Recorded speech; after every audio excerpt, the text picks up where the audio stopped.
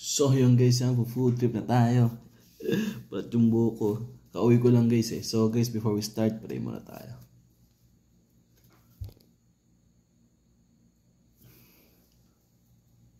Let's go. Ito yung paksiw na Gigi. Tapos ito yung karamba.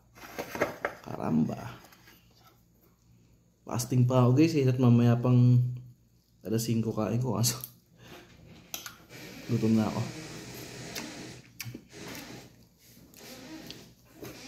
Sarap.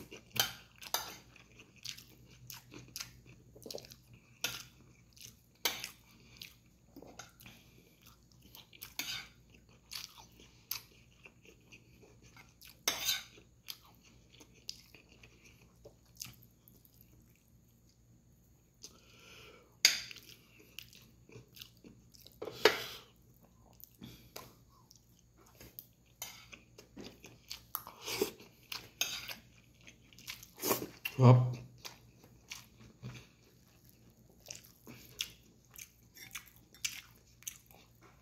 Karamba.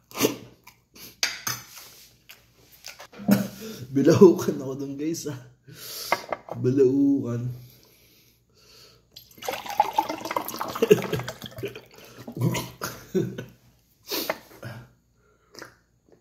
Masarap kasi. Bilang para may gumanon.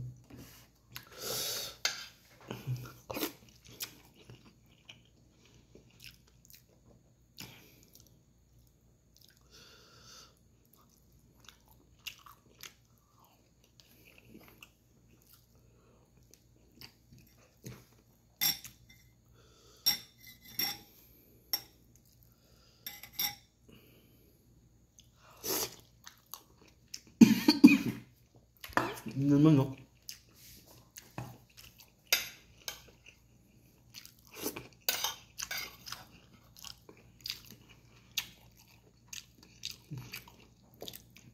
Oras na ba? Oras na lang natin kain ko. 1:00. So hanggang alas 9 lang kain ko. Oras na lang natin. Bagay makakapag-treadmill ako. Tumal ang biyaya.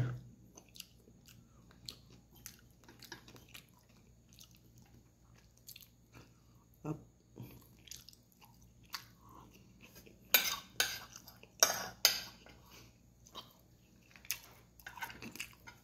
Guys, mag-ingat kayo sa kalsada ngayon ah. Diba, kalsada ngayon. Pero, dami naman checkpoint ka. So, ang checkpoint nila parang naging kanto-kanto lang. Kasi kanto neto, kanto dun. Wala dun talaga sa mga iskinita. Wala silang... Huwag ko. Kanina may napunta na naman akong lugar. Wala man lang karubing-rubing. Tutuusin, pwede talagang may gumanap dun sa lugar na yan. Alam nyo guys yung Acacia Gahit. Punta na ako dun nakaraan eh. Tapos, bagay di na ako babalik sa lugar na yun eh. Kasi may nakasagutan ako dun.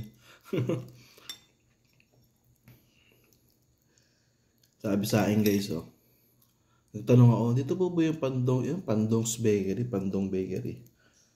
Yung mga nagiinuman. Sabi sa akin. Oo, dyan yun. May panisal pa sila dyan, tsaka kape. Sabi sa akin. Sabi, may panisal pa sila dyan, tsaka may panisal pa sila dyan, tsaka palaman. Himinto ako. Sabi ko, walang kape? Pag sumagot ko, ang sila lang kasagot ko dapat may higa. Di ba? Sa mga lamin may ganun. Kukulit, natatandaan na. Siguro mga 40 plus, 50 plus na. Uulit tatandaan na, kukulit pa eh. Siguro masisindak nila ako guys eh. Pero lit ng daanan guys. Hindi ka makakamaniubra. Para maghahanap ka pa ng isang kanto. Asya lang kasi yung motor eh. Pag makakasalubong mo ngayon tao, gigilid mo yung motor eh, hinto ka eh, para makadaan siya. Ganun, kaya mas puro kanto-kanto.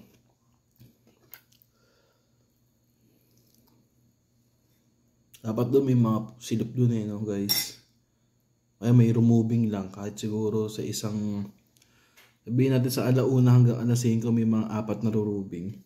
4 na beses lang.